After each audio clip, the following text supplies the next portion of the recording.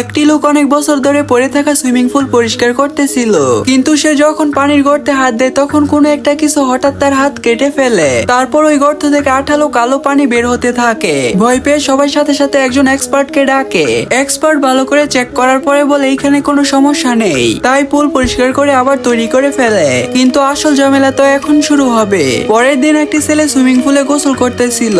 যখনই সে খেলনা নিতে নিচে ডুব দেয় তখনই কেউ কয়েন ফেলার মতো সাউন্ড করে। সে সাথে সাথে উপরে উঠে দেখে কিন্তু আশেপাশে কেউ ছিল না। সে ইগনোর করে চশমা পরে আবার পানিতে ডুব দেয়। কিন্তু যখন সে উপরে তাকায় পানির ভিতরে ছোট একটি মেয়ে দেখতে পায়, কিন্তু বাইরে সে কাউকে দেখতে পায় না। কিন্তু তখনই হঠাৎ পুলের সাইডের গর্ত থেকে কারো চিৎকার আসে আর বলে তোমার খেলনা আমি নিয়ে নিছি।